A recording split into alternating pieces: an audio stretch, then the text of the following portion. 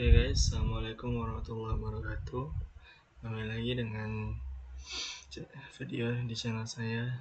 Dan kali ini videonya kita akan membahas yaitu belajar database.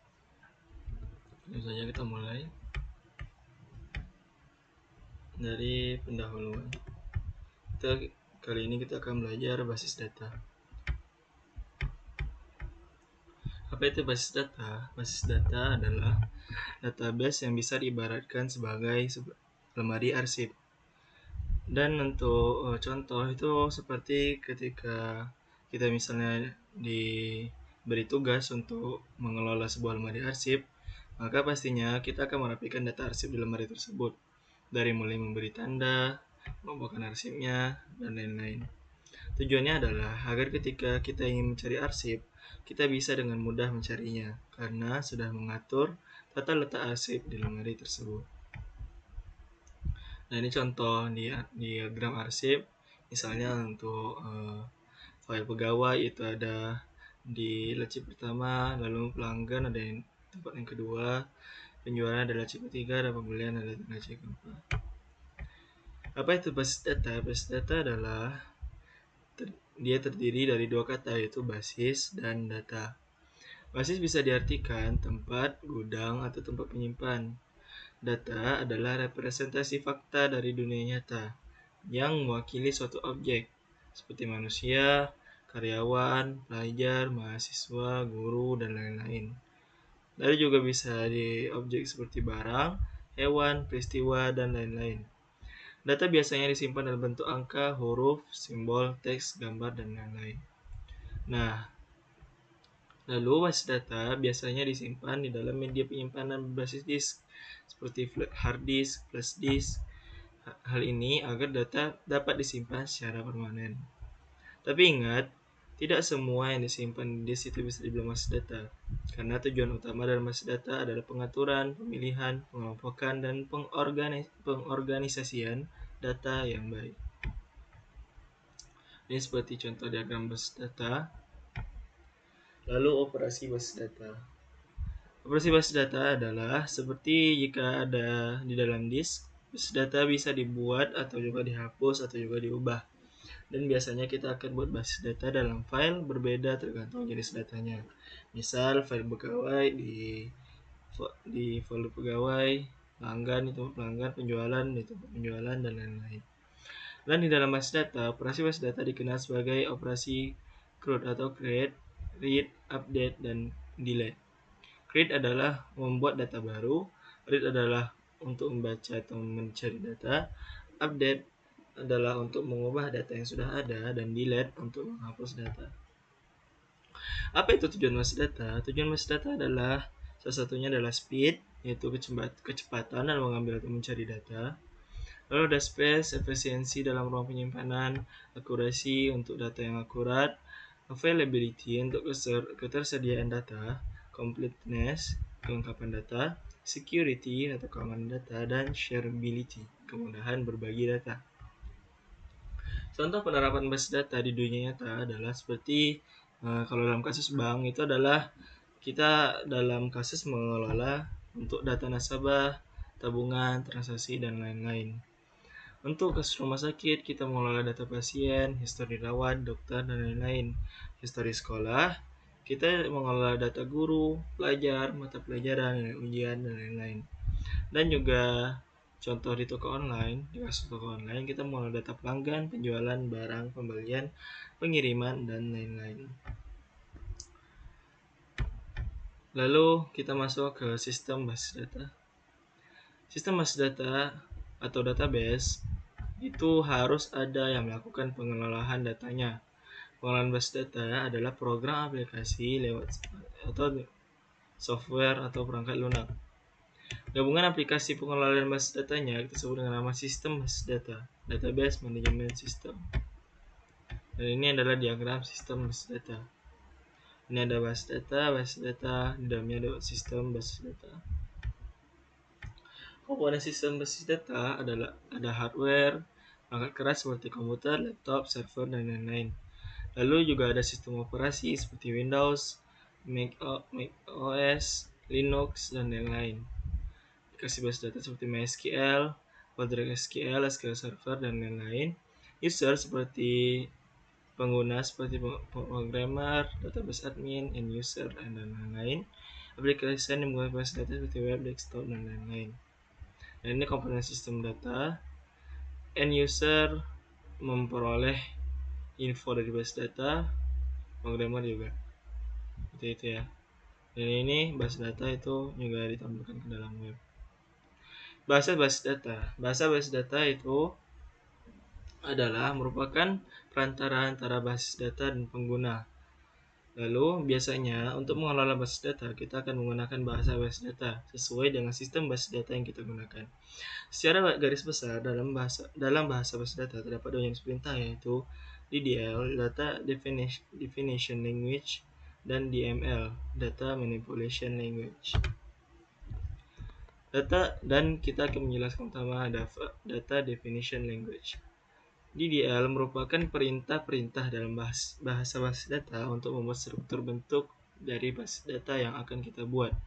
Misalnya, perintah untuk membuat, mengubah, atau menghapus basis data seperti arsip, dan juga tempat menyimpan tabel seperti file. Perintah untuk membuat atau mengubah atau menghapus tabel. Juga selain itu, dalam DDL kita juga perlu menentukan kamus data dari tiap tabel yang kita buat, seperti nama-nama di kolom tabelnya dan tipe data untuk kolom di tabelnya. Data Manipulation Language. DML merupakan perintah-perintah dalam bahasa basis data untuk memanipulasi data setelah kita buat struktur basis data yang menggunakan DDL. Misalnya menambah, mengubah, menghapus, mencari, ataupun mencari data di tabel. Diagram basis data ini seperti programmer, lalu menggunakan perintah dalam basis data untuk dimasukkan ke dalam basis datanya. Lalu ada model data. Model data merupakan kumpulan konseptual untuk menggambarkan data, hubungan data, dan batasan data. Model data dibuat dengan tujuan agar kita bisa tahu makna dari data dan juga relasi antar datanya. Terdapat banyak cara untuk membuat model data, yang paling populer dalam menggunakan ERD, yaitu Entity Relationship Diagram. Fakta di dunia nyata seperti yang kita bahas di awal tentang data, yaitu fakta dunia nyata, real world. Fakta dunia nyata di sini bukan berarti data harus dalam bentuk sesuai yang berwujud. Bisa juga suatu tidak berwujud. Seperti fakta dunia nyata dalam basis data juga biasanya cakupannya lebih sempit, mengikuti ruang lingkup yang sedang ditinjau. Misal, data pengguna dalam ruang lingkup bank, yaitu nasabah, pastinya berbeda dengan ruang lingkup rumah sakit pasien. Nah, seperti apa contohnya? Contohnya adalah jika kita di dalam lingkup data untuk rumah sakit, maka kita tidak perlu membahas jumlah kekayaan dia. Begitu pula di dalam lingkup bank, maka kita tidak perlu membahas riwayat kesehatannya. Seperti itu ya. Lalu Entity Relationship Model adalah data dalam basis data kebanyakan dibuat dalam bentuk Entity Relationship Model. Dalam mode IR, data dunia nyata dipresentasikan dalam komponen-komponen. Terdapat beberapa komponen di dalam model IR, yaitu Entity, Attribute, dan Relationship. Dan pertama kita akan bahas Entity. Entity merupakan individu yang mewakili data atau fakta yang nyata dan bisa dibedakan dari sesuatu yang lain. Saat menentukan sebuah entity, kita perlu lihat ruang lingkup yang sedang kita kerjakan. Contoh, orang mungkin tidak bisa dianggap sebagai satu entity, namun dalam ruang lingkup rumah sakit bisa jadi tidak dalam dibuat dalam satu entity karena orang bergantung pada jenisnya. Karena seperti di rumah sakit, tentu orang tidak satu jenis, banyak jenisnya seperti pasien, dokter, dan lain-lain. Dan kita masuk atribut. Atribut adalah setiap entity pasti memiliki atribut yang mendeskripsikan karakteristik dari entity tersebut. Penentuan atribut dan entity biasanya berdasarkan fakta yang ada dan yang dibutuhkan dalam ruang lingkupnya saja. Contoh, dalam entity pasien, kita bisa menambahkan atribut seperti nama pasien, alamat pasien, keluarga pasien, dan lain-lain. Dan fakta yang tidak masuk dalam ruang lingkup mungkin tidak perlu dijadikan atribut, misalnya hobi pasien, harta pasien, dan lain-lain. Dalam atribut, biasanya terdapat atribut kunci yang digunakan sebagai kunci representasi dari atribut tersebut. Contoh misal, nomor pasien. Lalu relationship. Relationship merupakan hubungan antar entiti. Detail tentang relationship akan dibahas nanti di materi modal data relationship. Contoh misal rawat ke rumah sakit, hubungan entiti dokter dan pasien adalah merawat misalnya. Entity relationship diagram. Setelah membuat entity, attribute dan relationship, selanjutnya dalam IR biasanya akan dibuat dalam bentuk diagram. Entity relationship diagram atau ERD sangatlah sederhana. Kita bisa mempresentasikan tiap entity, attribute, relationship dan hubungannya link dalam gambar seperti di halaman selanjutnya. Seperti ini ya. Simple. Tahapan pembuatan ERD. Contoh kasus toko online. Misal kita akan membuat toko online, yaitu ruang lingkup toko online. Kita harus menentukan entity terlebih dahulu. Hal pertama yang kita tentukan dalam ERD adalah menentukan entity yang akan terlibat dalam toko online tersebut. Misal, dalam toko online, kita akan menentukan 3 entity yang terlibat, yaitu pembeli, penjual, dan barang. Perlu diingat, dalam toko online yang nyata sebenarnya banyak sekali entity yang terlibat. Sebenarnya tidak sesederhana ini. Kode diagram entity seperti ini, kurang lebih. Lalu kita selanjutnya menentukan attribute key. Setiap entity wajib memiliki attribute key, maka selanjutnya kita perlu menentukan attribute key dari setiap entity. Misal pada pelanggan, attribute key-nya adalah email, contohnya. Lalu pembeli, attribute key-nya adalah email, dan barang, attribute key-nya adalah SKU. Ini adalah diagram attribute key seperti ini ya. Penjual email, pembeli email, barang, SKU. Menentukan atribut. Setiap menentukan atribut key, selanjutnya kita bisa lanjutkan dengan membuat atribut dari tiap entity yang masuk ruang lingkup yang akan kita buat. Ini diagram atribut. Pembeli ada email, lalu ada juga nama dan juga alamat. Barang itu ada SKU, nama dan harga. Penjual juga ada nama dan juga email. Selanjutnya, kita perlu menentukan relationship antar entity dan kita akan bahas di materi tersendiri. Implementasi model data. Implementasi model data merupakan tahapan untuk membuat basis data secara fisik yang ditempatkan di dalam disk dengan bantuan sistem basis data. Setelah selesai membuat ERD, kita bisa mulai membuat implementasinya dalam basis data. Implementasi umum adalah entity yang kita buat di dalam ERD akan menjadi tabel di dalam basis data, dan atribut yang kita buat dalam ERD akan menjadi kolom di table di dalam basis data. Contohnya seperti ini. Di pembeli kita bikin tabelnya sendiri, lalu di dalam tabel tersebut ada email, nama, dan alamat. Diagram implementasi entity penjual. Nah, di sini itu ada penjual, email, nama. Ini untuk barang, lengkap basis data. Dan sistem basis data, setiap kolom di tabel yang kita buat perlu ditentukan tipe datanya. Penentuan tipe data biasanya mengikuti tipe data yang tersedia di sistem basis data yang kita gunakan. Secara umum, ada beberapa tipe data yang umum biasa digunakan di sistem basis data. Lalu kita bahas ke tipe data. Tipe data ada beberapa jenis. Pertama itu ada teks, untuk kolom yang berisikan data karakter, misalnya seperti nama, alamat, dan sejenisnya. Tipe data number itu untuk kolom yang berisikan angka, misalnya seperti harga, stok, dan sejenisnya. Data time step untuk kolom yang berisikan data tanggal, waktu atau gabungan tanggal dan waktu, misalnya tanggal lahir, waktu pendaftaran, dan sejenisnya. Boolean untuk kolom yang berisikan data benar atau salah, true or false, misal harus menikah, misal beli atau tidak, dan sejenisnya. Masih banyak tipe data lainnya. Untuk tipe data tidak akan kita bahas materi ini karena sudah sangat spesifik ke aplikasi sistem basis yang kita gunakan. Lalu kita masuk model data relational. Relationship. Seperti yang di materi sebelumnya dibahas bahwa model ER selain entity dan attribute, terdapat juga komponen relationship. Relationship menunjukkan hubungan antara entity dan entity yang lain. Misal, hubungan antara entity penjual dan entity barang. Relationship di antara keduanya mengandung arti bahwa penjual sedang berjualan atau menjual barang. Kardinalitas atau derajat relasi. Kardinalitas relasi menunjukkan tentang jumlah entity yang dapat berrelasi dengan entity lainnya. Contoh, misal pada toko online, entity penjual bisa berrelasi dengan satu entity barang atau lebih, atau bahkan tidak ada sama sekali. One to one. Artinya hubungan antara entity A misalnya hanya bisa berhubungan dengan entity B dalam maksimal hanya satu entity saja. Begitu pula sebaliknya, entity B hanya bisa berrelasi dengan satu entity A. Sini contohnya, cuma bisa satu ya. Lalu one to many artinya hubungan antara entity A ke B itu bisa dihubungkan dengan banyak entity, tapi tidak sebaliknya, tidak berlaku sebaliknya. B hanya bisa berrelasi dengan satu entity A. Seperti ini, entity satu bisa berrelasi dengan dua entity satu, tapi masing-masing di antara mereka hanya bisa berrelasi dengan satu entity.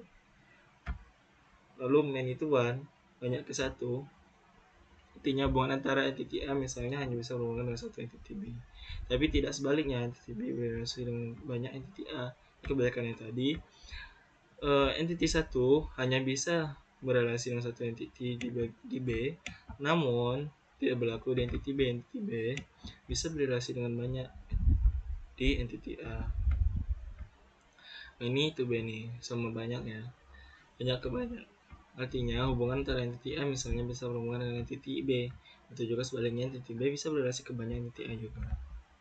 Seperti ini contohnya, entity 1 bisa berhubungan dengan banyak entity B, yaitu entity 1 dan 2. Begitu pula entity 2. Entity 2 juga bisa berrelasi dengan banyak entity A, sebenarnya entity 1 dan entity 2. Kapan membuatnya dilanjutan? Untuk kasus toko online lanjutan, misal kita membuat toko online di ruang lingkup toko online. Pada materi sebelumnya kita sudah membuat entity dan attribute, selanjutnya kita akan buat relationship-nya. Menentukan relationship, setelah kita selesai membuat entity dan attribute, selanjutnya kita perlu menentukan relationship antar entity. Sama seperti sebelumnya, menentukan relationship-nya juga harus sesuai ruang lingkup yang sedang kita buat.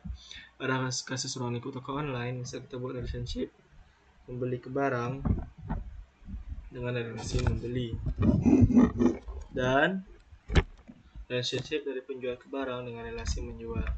Seperti ini contohnya, relationship pembeli ke barang itu adalah membeli, dan relationship penjual ke barang itu adalah menjual. Disinilah hubungannya. Menentukan atribut for key. Saat kita membuat entity, kita akan menentukan atribut key atau dibilang primary key, yaitu atribut kunci yang mempresentasikan entity tersebut. Dalam relationship, kita juga bisa menambahkan atribut, dan biasanya kita perlu menentukan atribut foreign key, yaitu atribut key di entity yang biasa digunakan sebagai data untuk lookup melihat ke entity pemilik relasi tersebut. Pada kasus membeli, misal kita perlu tahu siapa yang membeli, nama pembeli, dan barang apa yang dibeli, SKU barang. Pada kasus menjual, kita perlu tahu siapa yang menjual, email penjual, dan barang apa yang dijual, SKU barang. Ini diagram atribut foreign key. Membeli itu ada cabangnya lagi, perlu email dan SKU, menjual juga perlu email dan SKU. Menentukan derajat relasi. Selanjutnya kita perlu menentukan derajat relasi untuk relationship yang kita buat.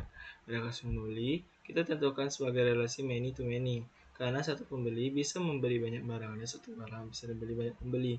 Pada kasus menjual, kita bisa tentukan sebagai relasi one to many atau many to one, karena misal satu barang hanya bisa dijual oleh satu penjual, namun satu penjual bisa menjual lebih dari satu barang. Dan seperti ini, pembeli sama membeli ke barang itu many to many, karena sama-sama bisa diakses oleh banyak orang. Namun untuk penjual dan barang hanya bisa dijual oleh satu penjual, tapi penjual bisa menjual banyak barang ya. Melengkapi atribut tambahan. Bukan hanya entity yang bisa memiliki atribut, relationship pun bisa memiliki atribut jika memang perlu. Sebelumnya kita sudah menambahkan atribut yang bersifat foreign key. Sekarang kita bisa menambahkan atribut yang sifatnya deskriptif. Misal pada relasi membeli kita akan tambahkan atribut jumlah, dan pada relasi menjual kita tidak akan menambah atribut deskriptif lainnya. Seperti ini. Implementasi model data relasional. Menambah relasi one-to-one. Sebelum kita lanjut, kita akan coba tambahkan entity yang berrelasi one-to-one di kasus toko online. Misalnya di kasus toko online, kita akan menambahkan entity dompet, di mana pembeli hanya bisa memiliki satu dompet, dan satu dompet hanya dimiliki oleh satu pembeli. Dan dompet kita akan tambahkan atribut key, email, dan atribut saldo. Dan seperti ini diagram one-to-one. Ini ada tambahan dompet, memiliki, dan pembeli. Memiliki ada relationship-nya, dompet dan pembeli itu adalah atributnya. Implementasi one-to-one. Pada kasus implementasi one-to-one, terdapat dua cara. Jika pada kasus tiap entity dipastikan menggunakan atribut key dengan nilai sama, maka kita bisa gunakan atribut key di tiap entity sebagai acuan untuk saling berrelasi. Namun, jika pada kasus tiap entity bisa memiliki atribut key yang berbeda, maka kita perlu membuat atribut foreign key di salah satu entity yang lebih lemah, di mana atribut foreign key tersebut harus unique, tidak boleh sama. Jadi contohnya, nih, email ini dibedakan, tidak boleh sama. Di sini hanya email biasa, namun di sini harus dirinci email pembeli, seperti itu ya. Implementasi one to many atau many to one. Pada kasus relasi one to many, implementasi tergantung relasinya. Jika ada kasus relasinya terdapat atribut deskriptif, maka dia perlukan tabel baru sebagai implementasi dari relationship-nya. Namun pada kasus relasinya tidak memiliki atribut deskriptif, maka tidak perlu tabel baru. Kita hanya butuh menambah atribut foreign key di entity yang bersifat many. Sini contohnya. Lalu ada implementasi many to many, yaitu pada implementasi relasi many to many, maka diimplementasikan dalam bentuk tabel relasi. Di mana di dalam tabel relasi tersebut terdapat semua atribut foreign key dari semua entity yang berrelasi. Dan seperti ini. Model data lainnya, sebenarnya sampai materi model data rasional kita sudah mulai bisa membuat data yang baik. Namun pada kasus-kasus tertentu, kadang ada jenis model data lainnya. Di materi ini kita akan coba bahas beberapa model data seperti weak entity, yaitu entitas lemah, sub-entity, entitas turunan, binary relationship, relasi tunggal, multi-entity relationship, relasi multi-entitas, dan redundant relationship, relasi ganda. Weak entity. Entitas lemah sebenarnya adalah entitas biasa, namun sifatnya lemah artinya dia tidak bisa berdiri sendiri. Weak artinya weak entity biasanya berrelasi dengan entity utama. Contoh berkasus dompet bisa dibilang weak entity karena tidak bisa berdiri sendiri tanpa adanya pembeli. Atau kita bisa pisahkan halaman menjadi entitas lemah yang hanya bisa ada jika terdapat entitas pembeli. Ini contoh diagram weak entity. Sub-entity adalah saat membuat entity bisa terjadi adanya membuat entity yang lebih detail yang memiliki kesamaan atribut namun terdapat juga perbedaannya. Contoh, pada kasus entity barang, kemungkinan kita akan banyak jenis barang. Nanti jenis barang bisa berbeda atribut yang dimilikinya.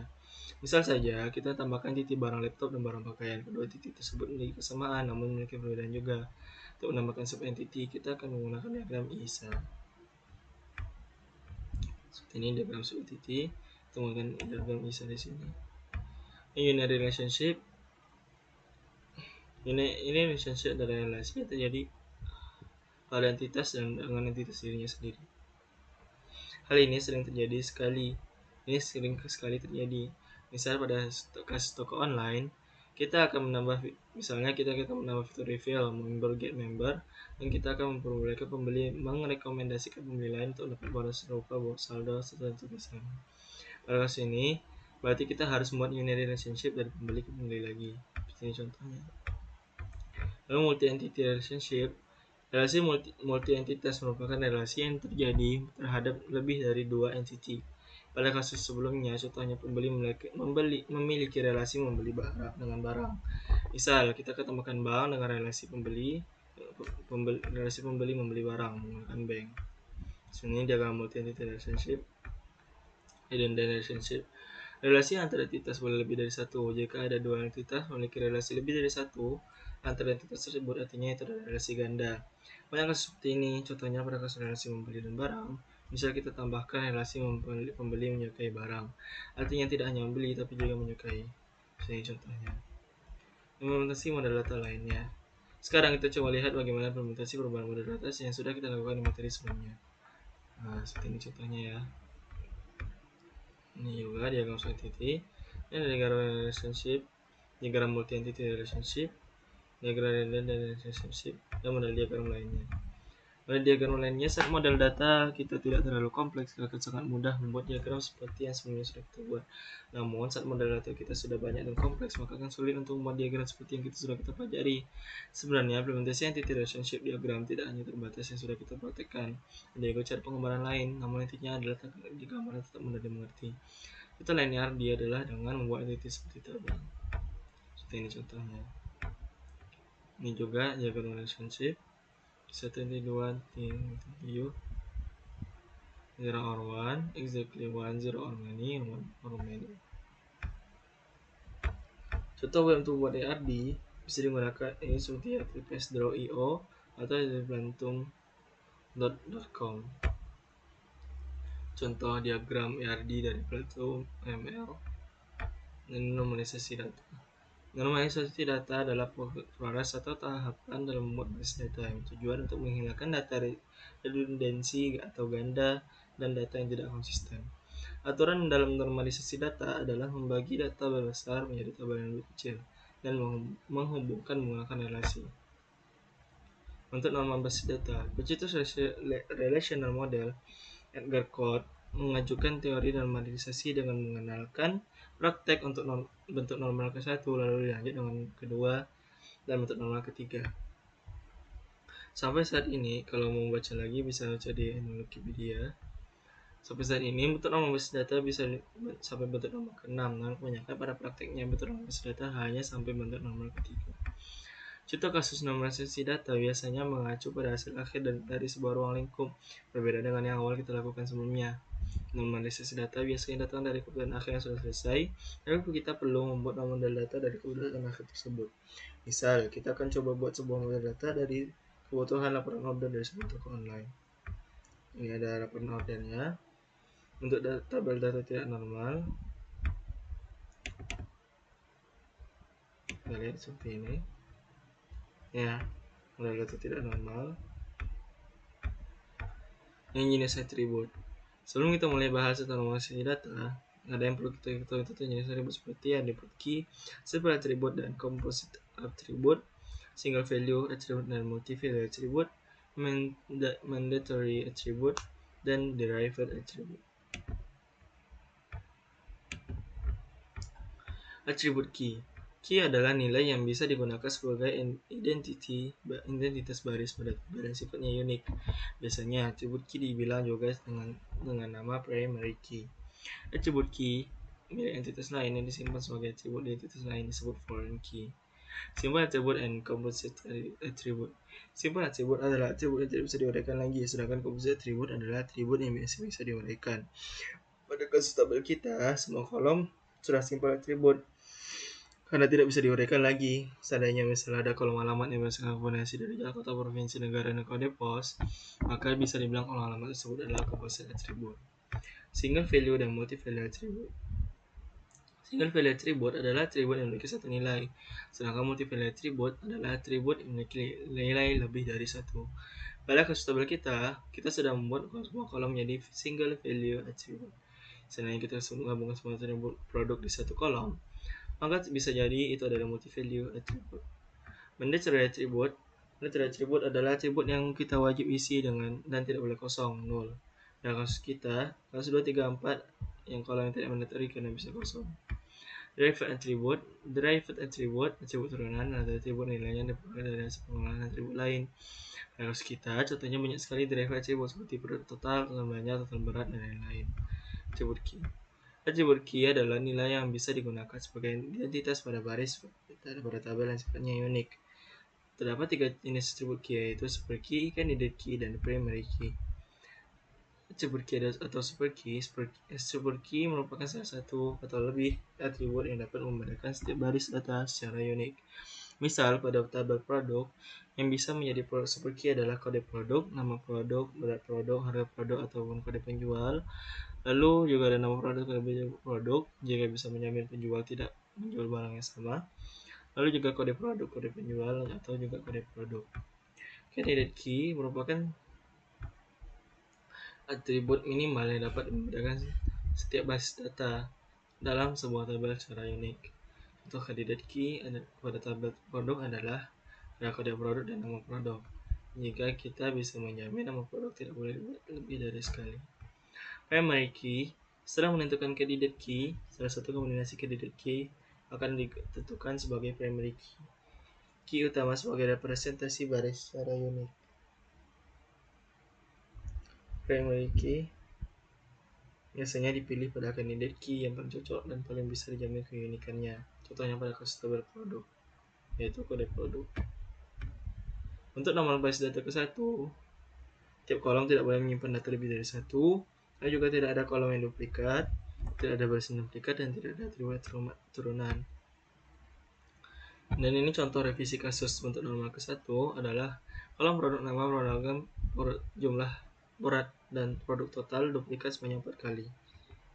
Dan produk total harga, total berat, total belanja dan turunan. Jadi kita akan hapus ini contohnya. Nah, seperti ini contohnya. Dari seperti ini. Nih, semuanya banyak yang satu baris. Jadi seperti ini.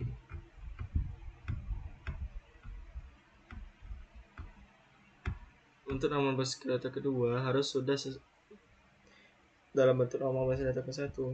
Buat tabel terpisah untuk nilai keluar berulang kali beberapa baris. Apakah primary key pada tiap tabel dan hubungkan menggunakan foreign key. Revisi contoh kasus untuk normal kedua, yaitu kolom-kolom produk terdapat yang berulang dan kolom order penjualan pembeli terdapat yang berulang. Seperti ini contohnya. Ini seperti ini. Banyak yang berulang.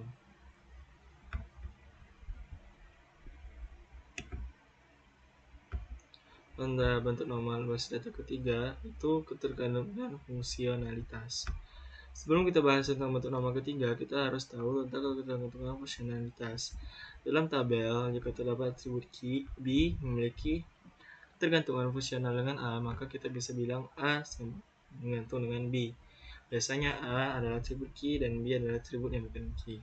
Dalam bentuk normal ketiga, kita harus teliti tabel yang sudah dalam bentuk normal kedua, apakah atribut-atribut yang bukan key tersebut tergantung dengan atribut key-nya. Untuk normal basis data ketiga adalah pindahkan kolom-kolom yang tidak tergantung ke key menjadi tabel lain. Hal ini dikarenakan jika terjadi perubahan pada kolom tersebut ditakutkan perlu melakukan perubahan di banyak baris. Posisi contoh kasus untuk normal ketiga, kalau banyak kolom yang tidak tergantung pada key. Contoh penjual pembeli alamat pengiriman. Contohnya ada seperti penjual pembeli dan alamat pengiriman. Lalu kolom-kolom tersebut jika berubah maka harus diubah sesuai dengan baris order yang lainnya. Nah, itu membuat data tidak konsisten. Ini contoh. Nah, seperti ini.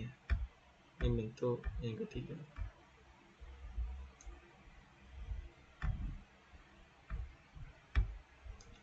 Adalah identity relational diagram. Contoh di Playroom.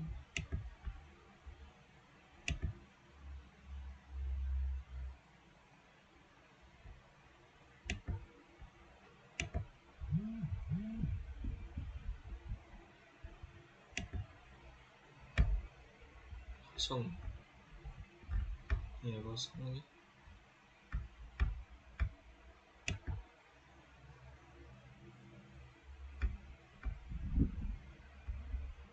Kosong. Ini. Oh, gitu.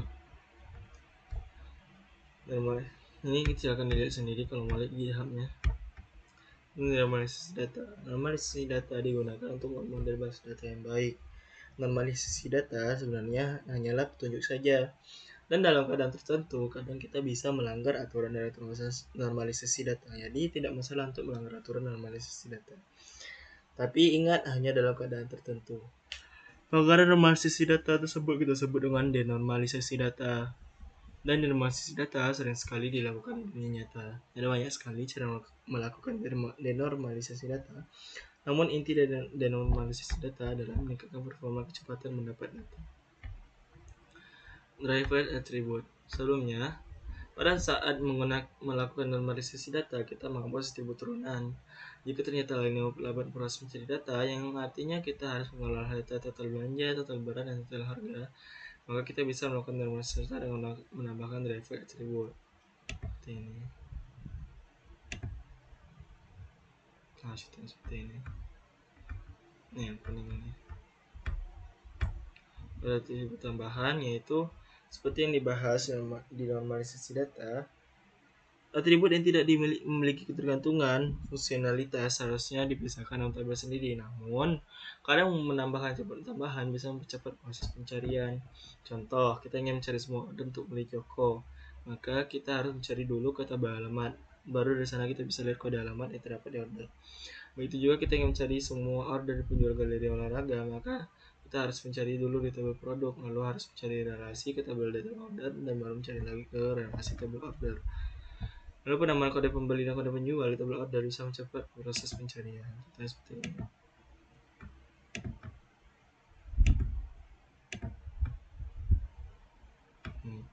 Menggunakan kode untuk mempercepat proses pencarian data. Pada summary table. Summary table adalah tabel rekapitulasi. Adalah tabel yang biasanya dibuat hasil dari pengolahan data dari tabel master. Detail ataupun hasilnya. Pada kasus sebelumnya kita tidak membuat tabel rekapitulasi, namun misal saja kita akan menambahkan fitur di mana penjual bisa melihat laporan penjualan bulanan. Dengan analisis data, hal itu bisa kita dapatkan laporannya dengan cara mengubah data seluruh order dan detail order dalam per bulan. Hal ini memberatkan jika kita sedang membutuhkan laporan bulanan, maka ada baiknya kita membuat summary table untuk laporan penjualan per bulanan. Seperti ini contohnya.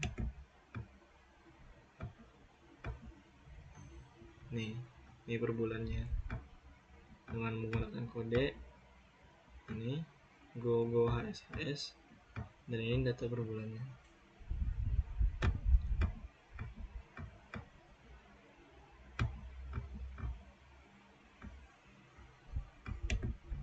Nanti untuk pencarian, pada misal beberapa kasus sekarang kita butuh melakukan pencarian dalam berbagai jenis kriteria.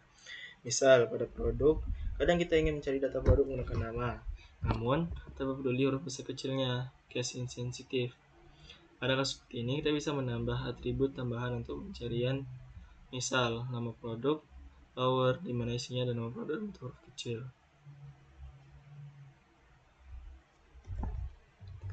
Dengan begitu, ketika melakukan pencarian dengan nama produk, kita bisa menggunakan atribut untuk pencarian tersebut. Seperti ini. Nih.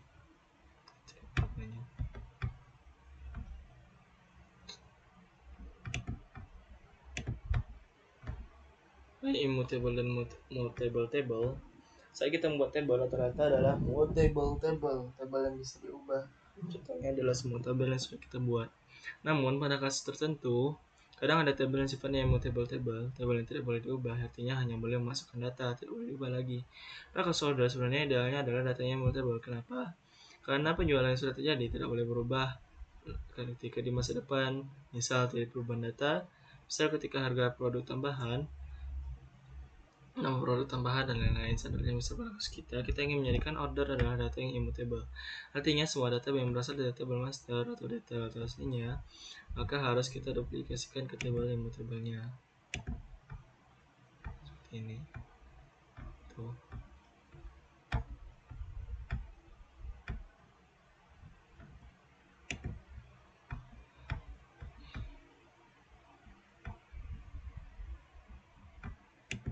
Lalu ada aplikasi sistem data.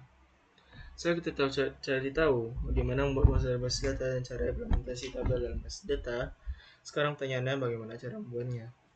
Cara paling sederhana adalah dengan membuat basis data menggunakan aplikasi spreadsheet seperti Microsoft Excel, Number, Google Docs, dan lainnya.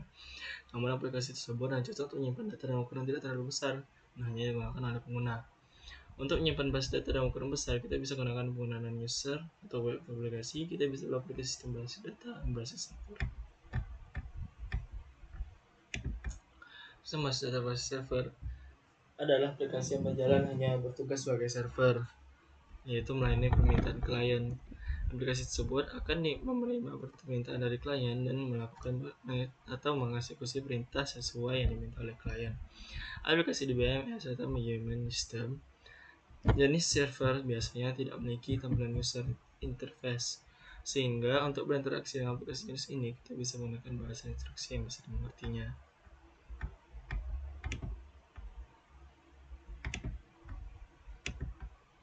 Structured Query Language (SQL) adalah salah satu bahasa instruksi basis data yang paling populer digunakan oleh DBMS. Berisikan perintah-perintah untuk membuat struktur basis data atau definition language. dan juga berita untuk mengurus data atau data and manipulation language. Untuk belajar SQL, kita perlu melalui aplikasi di BMS yang kita pelajari. Biasanya disesuaikan dengan tempat kita bekerja, karena tiap perusahaan biasanya sudah memiliki aplikasi DBS yang mereka gunakan. Saya seperti ini. Contoh aplikasi DBS ada MySQL, itu gratis, juga populer. Ada PostgreSQL, banyak digunakan oleh perusahaan besar. Atau jika ingin yang berbayar, ada Oracle dan SQL Server. Itu saja untuk materi kali ini. Thank you for watching. Wassalamualaikum warahmatullahi wabarakatuh.